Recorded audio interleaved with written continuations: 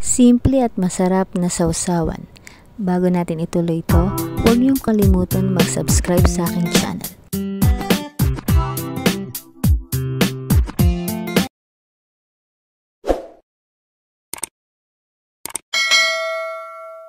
Nakagawa ko ng simple pero masarap na sausawan para sa pritong baboy.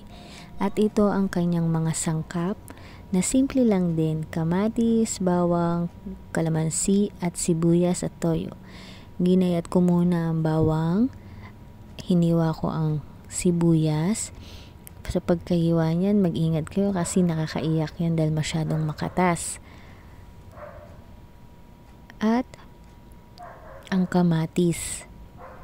Ang kamatis pala, hindi pala siya gulay, isa pala siyang prutas. At masustansya ito, panlaban yan sa cancer. At nagyat naman ako ng 2 piraso ng kalamansi para magbalanse sa sausawan natin. At pinagsama ko ng lahat ng mga ginayat kong sangkap, ang bawang, sibuyas, kamatis, at piniga ko na rin yung 2 kalamansi.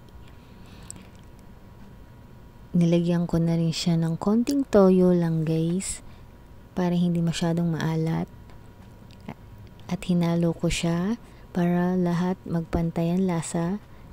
At ito na guys, ang simple at masarap na sausawan para sa pritong baboy. Thank you for watching guys. Bye!